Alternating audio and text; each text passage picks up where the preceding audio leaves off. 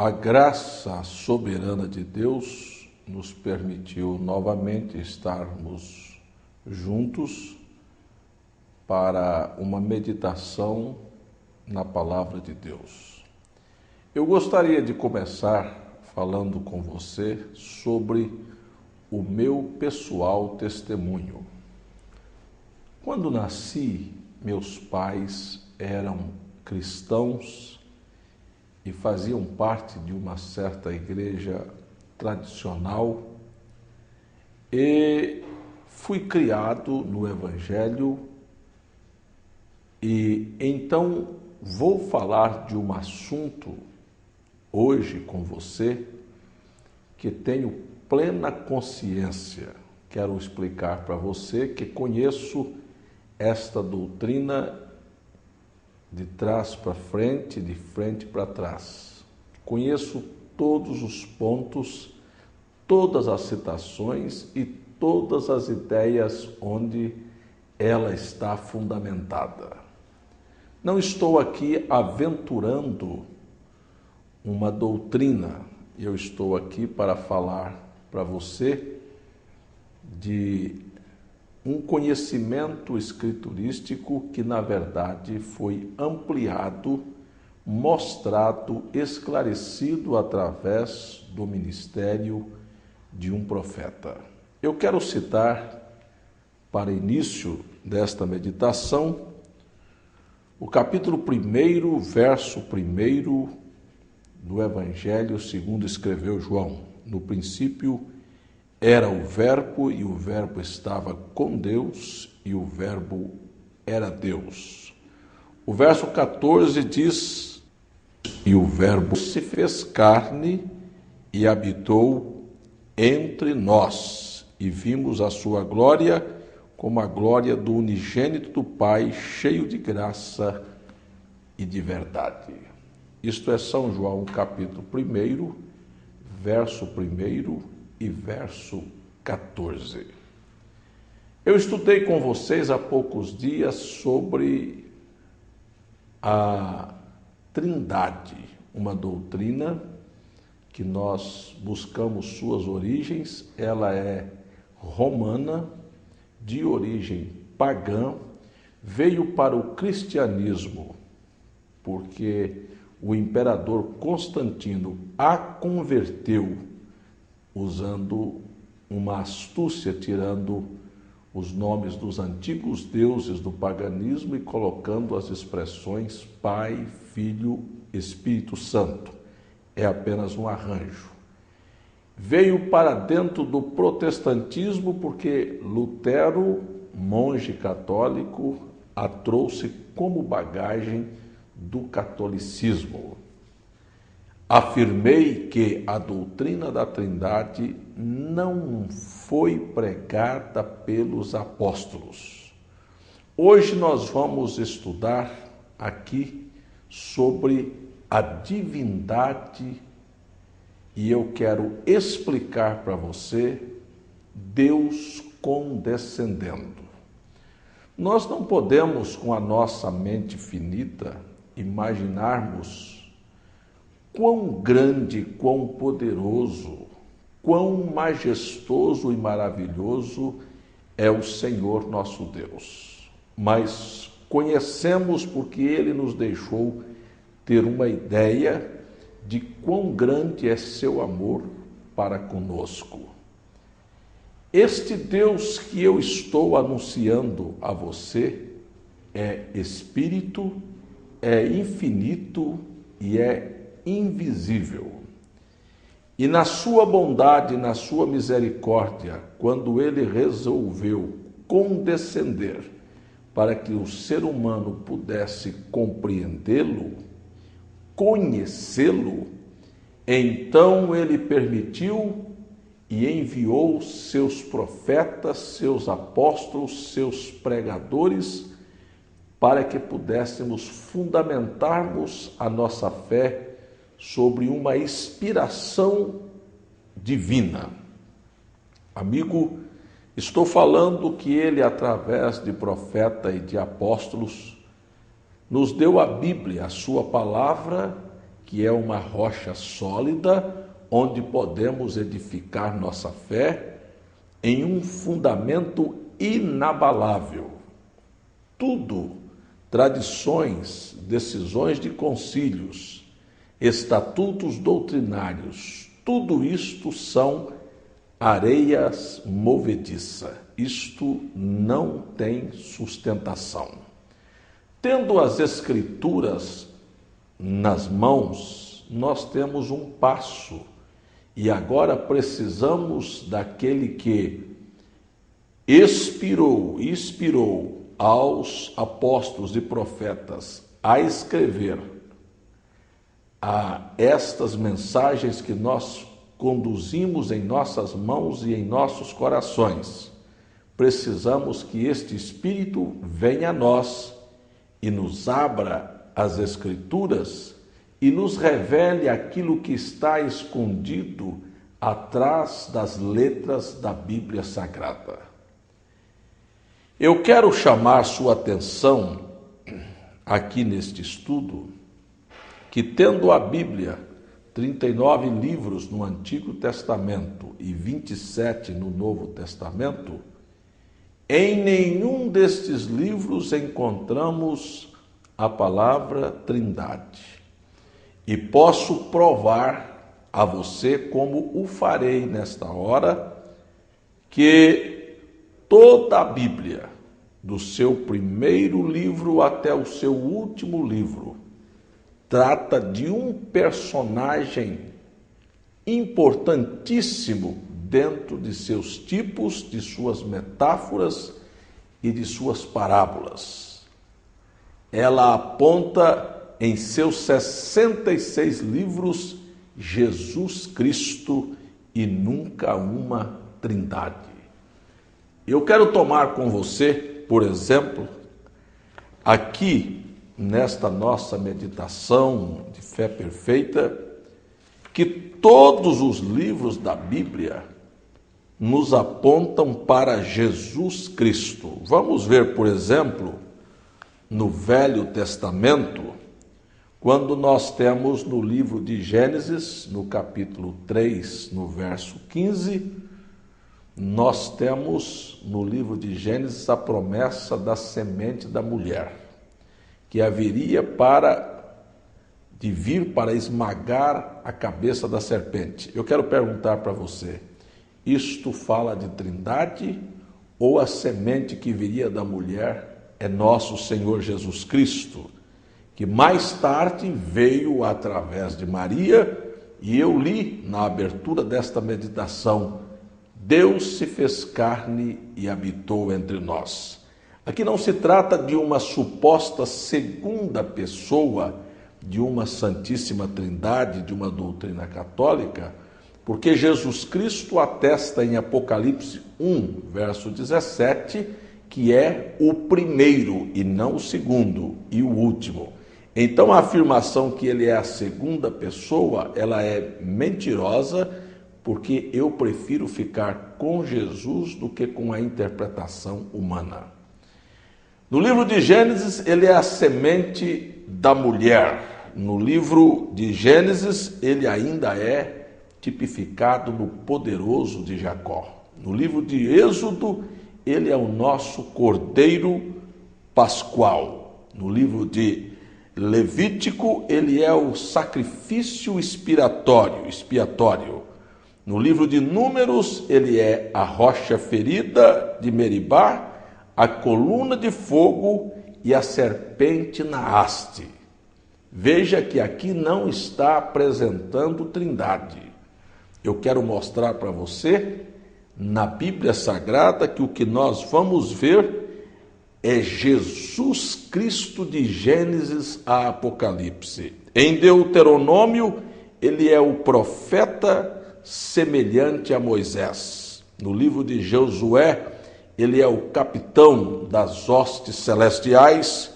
No livro de Juízes, ele é o juiz legislador do seu povo. Em Rute, ele é o parente redentor. Em 1º e 2º Samuel, ele é o profeta da nossa confiança. No livro de 1º e 2º Reis, ele é o rei. Você sabe que ele é o Rei dos Reis e o Senhor dos Senhores. Isto não é trindade, amigo. Isto é Jesus Cristo.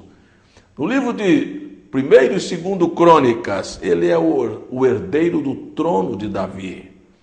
No livro de Esdras, ele é o escriba versátil da lei mosaica. No livro de Neemias, ele é o restaurador das muralhas, o copeiro fiel, o apaixonado por Jerusalém. No livro de Esther, ele é o Mardoqueu, o provedor da última hora, aquele que nunca falha e sempre chega na hora certa. No livro de Jó, ele é o Redentor que vive. No livro de Salmos, ele é o nosso pastor, ele é nosso socorro, ele é nossa paz, ele é nosso escudo, ele é nossa rocha, e tudo isto é o Senhor Jesus Cristo. Isto não fala de trindade. No livro de Provérbios, ele é a sabedoria de Deus. No livro de Eclesiastes, ele é o eminente pregador. No livro de Cantares, o noivo, não é ele que você está esperando para o grande casamento das bodas do Cordeiro? Ele é aquele que ama as nossas almas. No livro de Isaías, ele é o Messias, o Deus forte, o Pai eterno, o conselheiro. No livro de Jeremias, ele é o profeta chorão. Lembra-te que Jesus chorou sobre Jerusalém? Em Lamentações, ele é aquele que intercede por nós. No livro de Ezequiel, ele é a roda, no meio da roda. No livro de Daniel, é o quarto homem da fornalha ardente. Onde está a Trindade? Eu apenas estou mostrando para você Jesus em cada livro da Bíblia. Não existe tal coisa como Trindade. No livro de Oséias, o esposo fiel. Em Joel, o restaurador. Em Amós, o juiz divino. Em Obadias, o salvador. Em Jonas, o missionário em terras estrangeiras. Em Miqueias, a recompensa de Israel.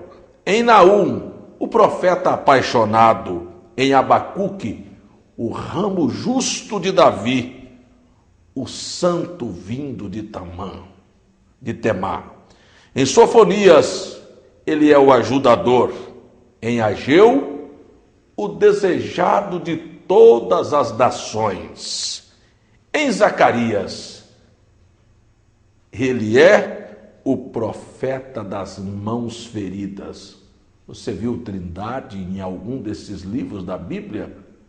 O tema central das Escrituras é Jesus Cristo. Malaquias o mostra como o sol da justiça.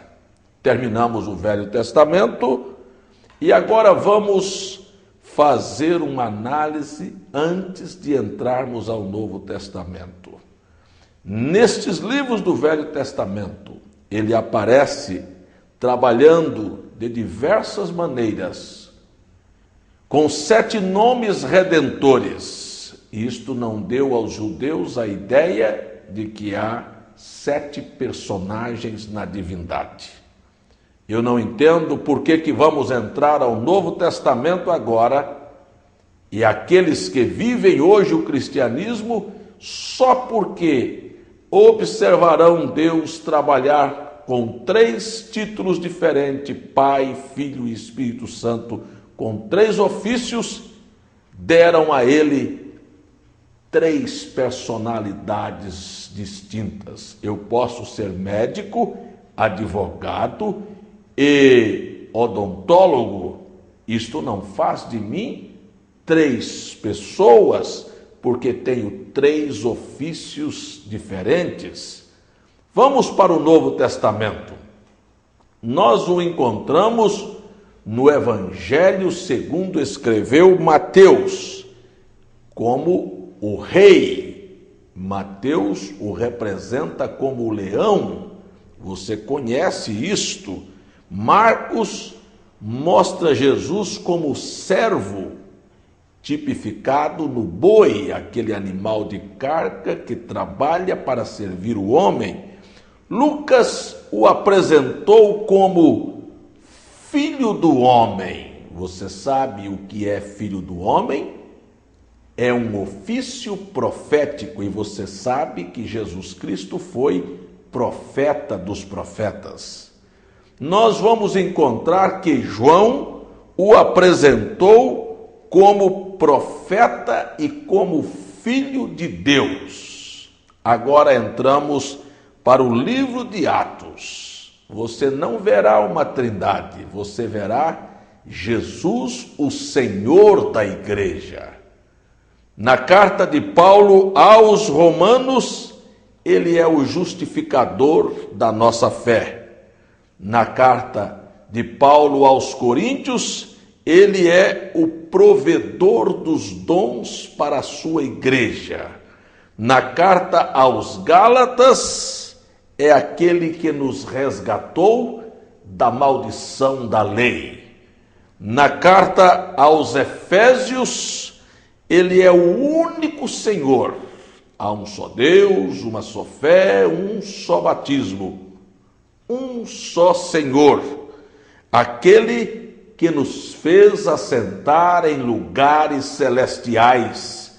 E este é Jesus Cristo, e não uma trindade. Na carta aos Colossenses, ele é o tesouro da sabedoria e da ciência, e Paulo o apresenta como a deidade corporizada, Colossenses 2, versículo 9. Em 1º e 2º Tessalonicenses, o Senhor que virá buscar e encontrar sua igreja nos ares. Onde ficou a trindade, amigo que me assiste, dentro da Bíblia Sagrada? Todos os livros da Bíblia apontam para Jesus Cristo e não para uma trindade. Nós vamos estudar daqui a pouco quem é Jesus Cristo.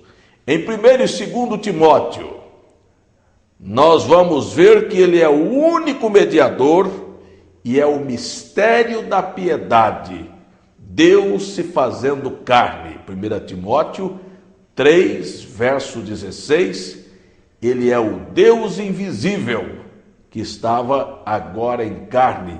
1 Timóteo capítulo 6, versículo 16. Em Filemon, ele é o pagador das nossas dívidas.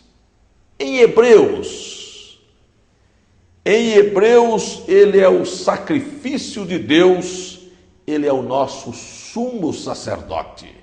Então chegamos a Tiago, e Tiago o apresenta como o médico que cura as nossas feridas. Aqui chegamos a Pedro, e Pedro o apresenta como o sumo pastor do rebanho. João o apresenta como o ágape de Deus, como o amor divino, e Judas, o único Senhor e Salvador, Deus único, Jesus Cristo. Agora, vamos para o Apocalipse. No Apocalipse, ele é o Alfa, ele é o Ômega, ele é o princípio, ele é o fim, ele é o primeiro, ele é o derradeiro, é aquele que era, que é e que há de vir, o Todo-Poderoso. Todos os títulos honrosos que se poderiam dar à divindade é dada a nosso Senhor Jesus Cristo. Terminamos A Bíblia, todos os livros foram citados. Você viu algum livro apontar uma suposta Santíssima Trindade? Isto não é da Bíblia Sagrada. Eu quero afirmar a você que me assiste que Jesus Cristo é o Jeová do Antigo Testamento. Você vai ver, e eu vou agora caminhar com você, com as Escrituras. No primeiro versículo da Bíblia, a Bíblia diz que no princípio criou Deus os céus e a terra. Este é o capítulo 1, versículo 1. Não há na divindade nenhuma pessoa na criação. Eu quero tomar com você e já te prevenir disto. Na verdade, quando olhamos aqui a palavra Elohim, que pode exprimir uma pluralidade, deixa-me te dizer que esta pluralidade não é uma pluralidade de personalidades, é uma pluralidade de atributos que estavam nele e que haveriam de se manifestar ao longo do tempo. Eu quero tomar com você agora o Evangelho segundo escreveu João. Eu vou levando isto desta maneira. O capítulo 1, onde nós começamos a nossa meditação. João, capítulo 1. Para mostrar a você que a Bíblia não tem choques. No versículo 3, João disse assim. João, capítulo 1, versículo 3, João descreve assim: todas as coisas foram feitas por ele, e nada do que foi feito se fez. Ele estava no princípio com Deus. Por que ele estava no princípio com Deus? Por que a Bíblia diz no verso 1 que no princípio era o verbo e o verbo estava com Deus? Verbo é palavra.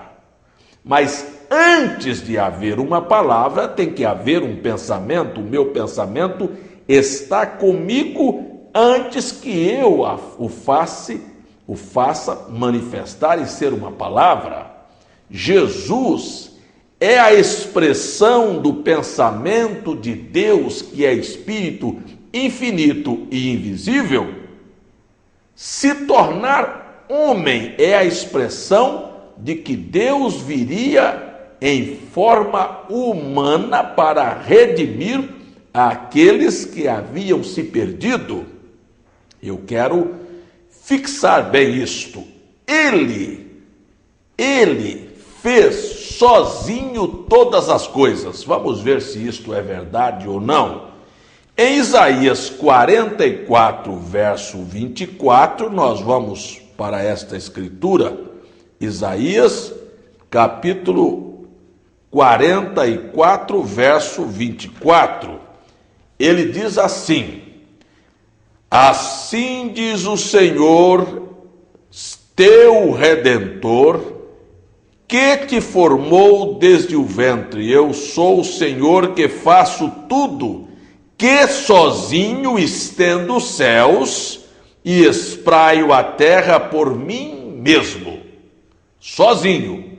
Deuteronômio 32, 39, vede agora que eu sou e mais nenhum Deus comigo. Quando eu disse para você que Jesus Cristo é o Jeová do Velho Testamento, eu estou mostrando que ele criou, lá em Gênesis 1, estou mostrando que ele é Jesus Cristo, aqui em João capítulo 1, versículo 3, estou mostrando que ele fez todas as coisas sozinho, que não há mais nenhum Deus com ele, e agora vou te mostrar Isaías 44, verso 6, que diz: assim diz o Senhor, Rei de Israel, seu Redentor, o Senhor dos exércitos: eu sou o primeiro e eu sou o último, e fora de mim não há Deus. Agora, vamos para Apocalipse capítulo 1, verso 17, e você vai encontrar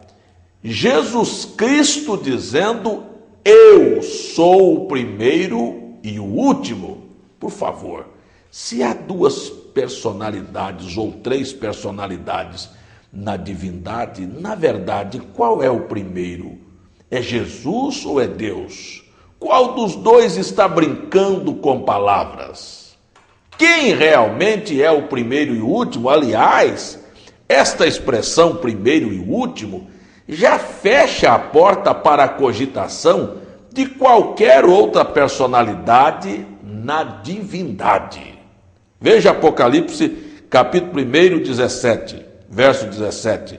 E eu, quando vi, caí aos seus pés como morto, e ele pôs sobre mim sua destra, dizendo-me: não temas, eu sou o primeiro e o último. Apocalipse, capítulo 2, ele repete a mesma coisa, que ele é o primeiro e o último. Eu quero só dizer para você uma coisa. Amigo, não há tal coisa como primeira, segunda e terceira pessoa. Quando alguém disser para você que Jesus é a segunda pessoa, olhe a Bíblia. Vê se não dá para se envergonhar de crer em uma bobagem como esta.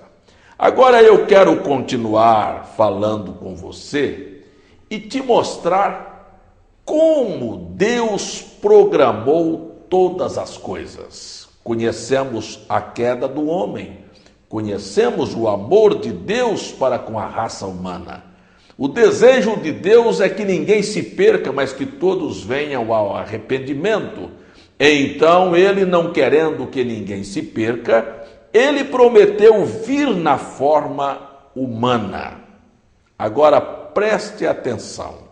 Sendo ele espírito, sabendo que o homem havia caído e que todas as coisas, todos os pecados só seriam redimidos através do sangue, e ele, sendo espírito e não tendo carne nem ossos, e sendo sangue produzido na medula óssea, precisava então que ele criasse e gerasse um corpo, e que aquele corpo então fosse o meio pelo qual ele se revelaria aos homens. Quem é Jesus Cristo? Jesus Cristo é Emanuel. São Mateus, capítulo 1. Jesus Cristo é Deus conosco. Jesus Cristo é a encarnação do Deus Espírito, Deus se fazendo carne. Jesus Cristo é o verdadeiro Deus e a vida eterna. 1 João, capítulo 5, versículo 20. Jesus Cristo é o grande Deus e Salvador. Nós vemos isto na carta que Paulo escreveu a Tito, no seu capítulo 2. Paulo, escrevendo a Tito, no seu capítulo 2, ele diz que Jesus Cristo é, aguardando a bem-aventurada esperança e o aparecimento da glória do grande Deus e nosso Salvador, Jesus Cristo, grande Deus. Judas disse que ele é o único Deus e Salvador. Pedro disse que ele é nosso Deus e Salvador. 2 Pedro, capítulo 1, versículo 1. Eu quero agora conversar com você. Paulo e os apóstolos não ensinaram uma trindade, mas ensinaram que este Deus Espírito infinito e invisível se manifestou aos homens. Vamos ver a Bíblia? A Bíblia responde às perguntas da Bíblia. Jesus Cristo é a revelação do Deus invisível. Evangelho de João, capítulo 1, versículo 18. Jesus Cristo é a imagem de Deus. Colossenses capítulo 1, versículo 15. E segunda carta aos Coríntios, capítulo 4, do verso 4 ao verso 6. Eu quero que você leia e confira isto aí em sua casa. Jesus Cristo é Deus conosco. São Mateus 1, versículo 23. Jesus Cristo é a habitação do Deus invisível. E este Deus invisível não é uma pessoa separada do Filho, mas estava em Cristo, reconciliando o mundo consigo mesmo. Segunda carta aos Coríntios, capítulo 5, versículo 19. Deus habitou corporalmente em Cristo toda a plenitude da divindade, Colossenses 2, verso 9, e por fim, Judas disse que ele é Salvador através de Jesus Cristo. Agora, estas são algumas ponderações que eu estou fazendo, mas tenho visto e tenho acompanhado muitos pregadores que de maneira grosseira fazem mau uso da palavra de Deus e, não tendo argumento para sustentar a doutrina católica confusa, inexplicável e, sobretudo, pagã, tem que partir para o argumento de que isto é um mistério. Mas o apóstolo São Paulo nos diz que o mistério da piedade é completamente compreensível. Eu quero agora ir com você para o capítulo 14 do Evangelho segundo escreveu João, começando no verso 5 de um diálogo maravilhoso, quando Jesus expõe aos discípulos o que eu estou expondo para você. Jesus disse: vós sabeis para onde vou e conheceis o caminho. Tomé disse: Senhor, nós não sabemos para onde vais, como poderemos saber o caminho? Jesus disse: eu sou o caminho, a verdade e a vida. Eu tenho visto muitos pregadores dizer: ninguém vai ao Pai, como se o Pai fosse uma pessoa separada do Filho. Jesus disse: ninguém vem ao Pai. Olha a sua Bíblia, São João 14, verso 6. Ninguém vem, porque o Pai não estava separado. O Pai habitava no corpo chamado Jesus Cristo. E o verso 7 ele disse: se vós conhecesseis a mim, também conhecereis a meu Pai, e desde agora o conheceis e o tendes visto. Ora, espera um pouquinho. Por que as pessoas confundem Jesus como segunda pessoa de uma suposta Santíssima Trindade? Porque não conhecem quem é Jesus. O Jesus pregado pelo sistema religioso dos nossos dias não é o Jesus da Bíblia, não é o Emanuel, é um Jesus de uma doutrina arranjada pela Igreja Católica, porque o Jesus da Bíblia é o primeiro e o último, e não a segunda pessoa. Aqui está, meu amigo, eu gostaria que você fixasse a sua visão não em minhas palavras, mas no que Jesus explicou a respeito da divindade. Vejamos, por exemplo, o verso 7 do capítulo 14 do Evangelho de João. Se vós me conhecesseis a mim, conheceríeis a meu Pai. Eles não sabem quem é o Pai de Jesus, se é a primeira ou se é a terceira pessoa da Trindade, porque eles fazem com que a Bíblia se torne confusa. Quem gerou foi o Espírito Santo. Quem é o Pai é Deus, outra pessoa distinta? Não, porque Deus é Espírito e é Santo. Não há outra pessoa na divindade como outro Espírito Santo. Isto é fazer com que a Bíblia se choque, e isto não é o Jesus que nós estamos pregando. Foi esta a razão que Paulo disse: se alguém receber outro Jesus, além do que nós pregamos, com razão vai sofrer os males daquela doutrina. E esta é a penalidade para quem não crê no Jesus da Bíblia. Vamos para o verso 8 do capítulo 14. Disse-lhe Filipe: Senhor, então nos mostra o Pai, o que nos basta. Ora, será que nós não temos tantos Filipes hoje, querendo ver o Pai separado do Filho? Jesus ficou espantado e disse: Filipe, estou há tanto tempo convosco e não me tendes conhecido? Quem me vê a mim, vê o Pai. Como dizes tu, mostra-nos o Pai? Veja, Jesus não é meu argumento, é a Bíblia como ela é. Jesus disse: eu, o Pai. Olha só, estou há tanto tempo com você e você não me conhece?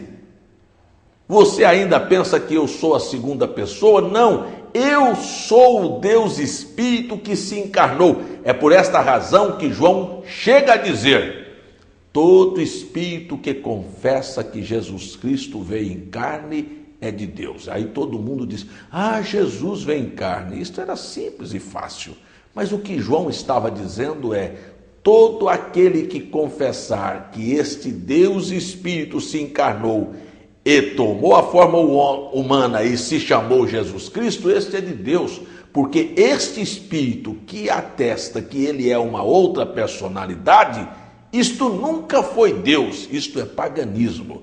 Então Jesus disse para Filipe: estou há tanto tempo convosco e não me tendes conhecido?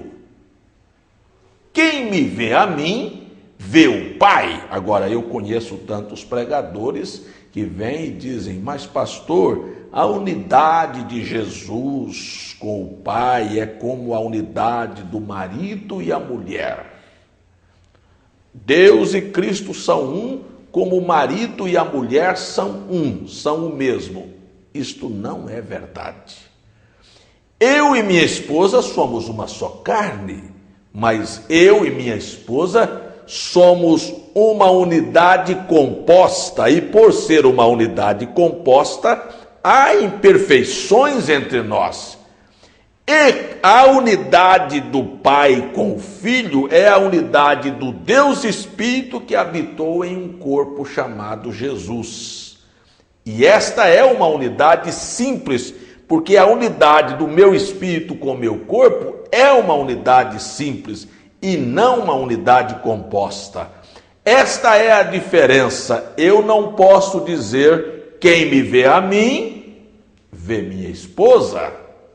Mas Jesus disse: quem me vê a mim, vê o Pai. Por quê? Porque ele é a expressa imagem do Deus invisível.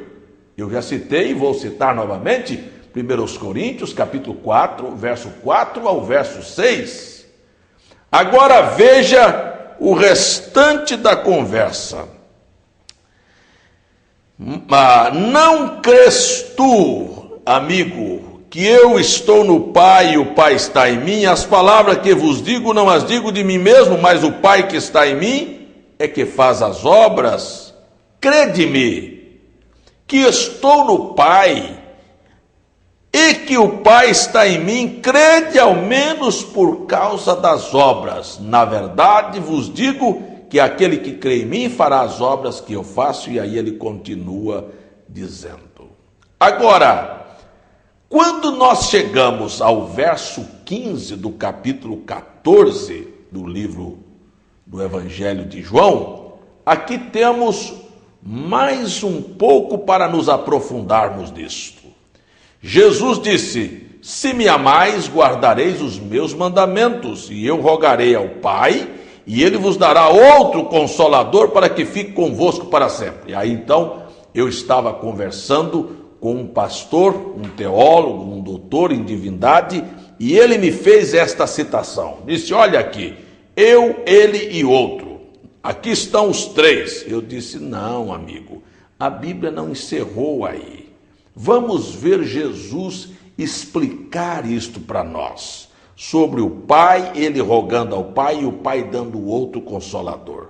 O Espírito de verdade que o mundo não pode receber, porque não o vê, como eles não podiam ver o Pai no Filho, nem o conhece, mas vós o conheceis, porque ele disse, e desde agora o conheceis, porque eu estou no Pai e o Pai está em mim.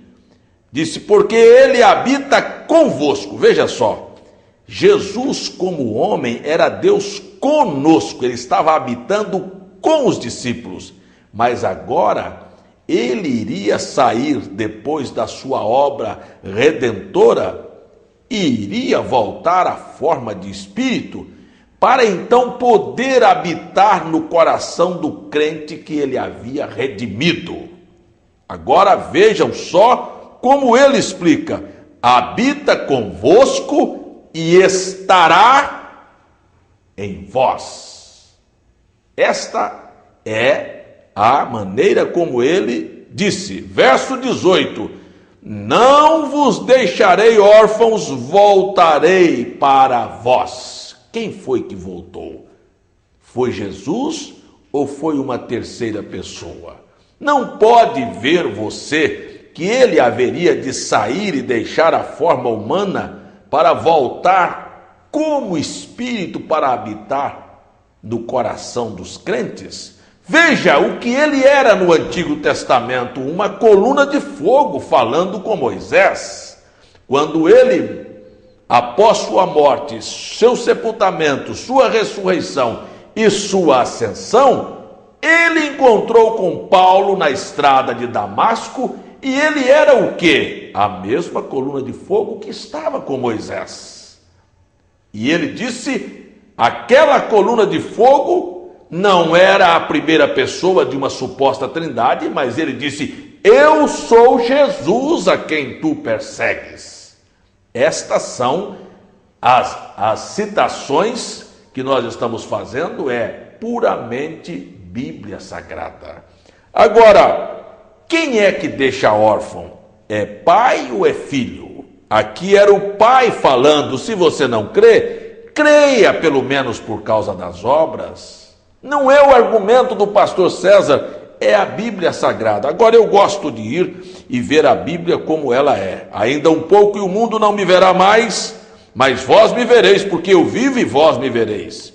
E naquele dia conhecereis que estou em meu Pai e vós em mim, e eu, pronome pessoal, eu em vós. Não é a terceira pessoa que está em nós. Eu. Agora, isto é a grandeza da Bíblia. 3 versículos depois, isto é para explicar a você como são as coisas nas Escrituras. Ele disse, Jesus respondeu e disse, se alguém me ama, guardará a minha palavra, e meu Pai o amará, e viremos para ele, e faremos nele morada. Você diz, pastor, aí não são 2 pessoas? Espera um pouquinho, irmão. Quantas pessoas você tem dentro de você? Eu acho que quando uma pessoa pensa que tem 2 ou 3 pessoas dentro dela, ela está completamente equivocada e ela não conhece o contexto das Escrituras. Jesus disse no verso 20, estou no Pai, o Pai em mim e eu em vós. Estas são as Escrituras. Agora, você me pergunta, pastor, quer dizer que só existe um Deus. Este Deus, ele é espírito e ele necessitou de formar um corpo e neste corpo ele tomou a forma humana e ele derramou seu sangue porque não fomos comprados com o sangue de uma segunda pessoa. Atos capítulo 20, verso 28, disse Paulo, rogai por vós e por todo o rebanho, sobre o qual o Espírito Santo vos constituiu bispo para apacentardes a igreja que Deus resgatou com seu próprio sangue. Fomos resgatados com o sangue de Deus.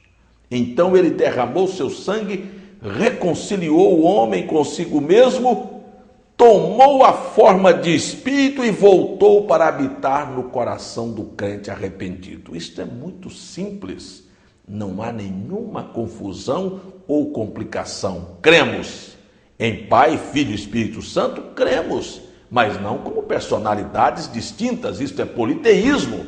Isto são 3 pessoas em uma só. Veja só o absurdo. 3 pessoas são 3 personalidades.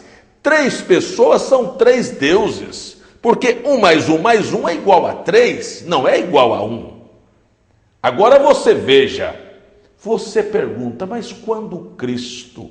Então, quando Deus veio habitar em Cristo, o céu ficou vazio, o trono não tinha ninguém para se assentar, Deus estava confinado em um corpo. Não lembra você que Deus é onipresente? Que ele estava no tabernáculo de Moisés e, no entanto, estava dirigindo o universo? Não pode ver você Deus no corpo de Cristo e nos céus ao mesmo tempo? Você diz, isto não, mas a Bíblia disse que sim. São João capítulo 3, versículo 13. Jesus estava aqui na terra naquela noite conversando com Nicodemos e aí então faz esta afirmação. João 3, verso 13. Ora, ninguém subiu ao céu senão o que desceu do céu, o Filho do Homem que está no céu. Veja, ele estava aqui num corpo e estava lá ao mesmo tempo. Você diz, e o batismo de Jesus? O batismo de Jesus, você diz, não há 3 pessoas ali dentro das águas? Não, não há 3 pessoas. Só existe uma pessoa. Esta é Jesus Cristo. Você vai ouvir uma voz e ver uma pomba. Agora pare e analise comigo. Estamos acostumados a dizer que Deus é onipresente. Isto quer dizer que ele pode trabalhar aqui, no Japão, na China, na Europa, em qualquer lugar da Terra ao mesmo tempo, de maneira diferenciada, porque ele é onipresente. Mas quando nós olhamos para dentro das águas, ele não pôde manifestar aos homens no mesmo instante 3 coisas diferentes no mesmo lugar que eles querem atribuir que são 3 personalidades. E demais, de onde saiu a voz que diz, este é meu filho amado em quem me comprazo? Você diz, saiu de Deus. Não era o Espírito Santo que era o Pai? Não estava ele representado na forma córpora de uma pomba? Não tinha sido ele gerado pelo Espírito Santo? São Mateus capítulo 1, verso 18. Então quem era o Pai? Ora, não havia 3, havia uma voz que saiu daquele animal na forma de uma pomba, daquela ave na forma de uma pomba, dizendo, este é meu filho, eu é que gerei, e eu me comprazo em habitar nele. Isto não faz 3 pessoas. Ali estava 3 manifestações dos 3 ofícios de Deus mostrados ao homem no mesmo lugar. Uma vez um pastor, um grande teólogo, disse para mim, ali estão 3 pessoas. Eu disse, amigo, eu sou semi-analfabeto, mas não consigo conceber um grande equívoco como este, porque eu não posso dizer ao ver uma pomba que eu estou vendo uma pessoa. Isto é uma coisa enganosa e falsa. Mas então nós temos algumas perguntas que são sempre questionadas. Por exemplo, o verso 26 do 1º capítulo do livro de Gênesis diz, façamos, e existe uma pluralidade.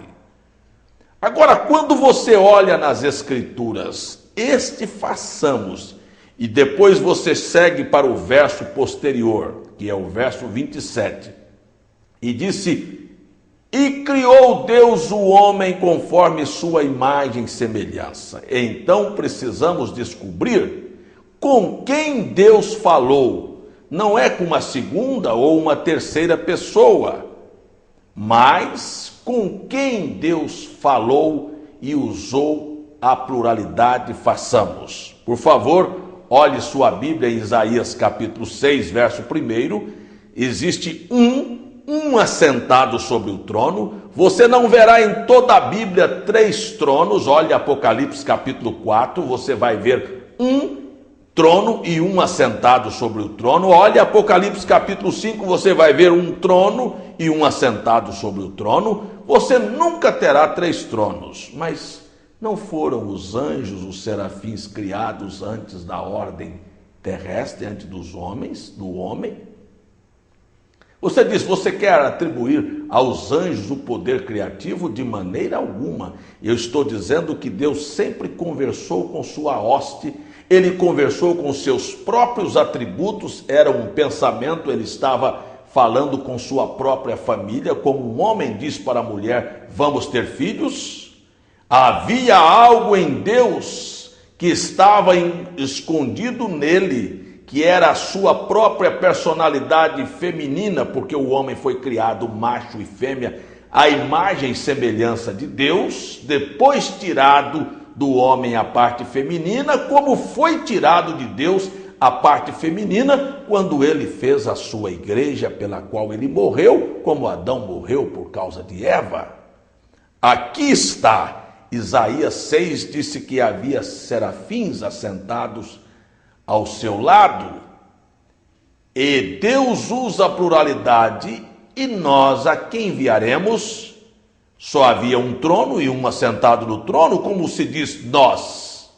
Estava ele falando com os seus serafins, em Isaías capítulo 6. Amigo, você nunca poderá ver mais de uma personalidade. Deus disse, não faça isto. Não terás outros deuses diante de mim. Você não pode infligir a Bíblia. Então nós temos estas pessoas que perguntam por que Jesus orava ao Pai? Porque Jesus era a parte exterior, era o homem que havia sido gerado e nascido no ventre de uma mulher, e como humano ele precisava recorrer à parte divina, era a parte humana falando com a divina, e nunca uma pessoa falando com outra pessoa. Jesus é Emanuel, é Deus conosco. Olhe para ele como ele é. Como homem ele dormia na proa do barco, como Deus ele levantou e repreendeu a tempestade. Como homem ele chorou à beira do sepulcro de Lázaro, como Deus ele disse, Lázaro, sai para fora. Este é o Deus da Bíblia. Você não pode olhar para Jesus e pensar que ele é uma segunda pessoa em uma suposta Santíssima Trindade. Você faria dele um mentiroso. Eu gostaria de seguir dizendo e falando com você a respeito destes acontecimentos que estão narrados aqui na Bíblia. Mas espero que o Espírito do Senhor venha a você, como disse o próprio Jesus em São Mateus capítulo 11, verso 27, ninguém conhece o Pai senão o Filho, ninguém conhece o Filho senão o Pai, ou aquele a quem o Filho quiser revelar. Espero que ele queira revelar-te a ti. Como? Se você for humilde, dobrar seus joelhos, pedir sabedoria e orientação a Deus e não se estribar em seu próprio entendimento. Que Deus te ajude, que Deus te abençoe, e eu quero chamar agora você para uma oração. Pai, abençoe, abra a mente, o entendimento para que estas pessoas possam compreender a tua palavra. É minha oração em nome de Jesus Cristo. Amém. Continue fazendo contato conosco, escrevendo, solicitando literaturas e esclarecimentos, e eu tenho certeza que Deus haverá de te revelar, como disse Jesus. Até nosso próximo encontro, se Deus nos permitir. Deus te abençoe.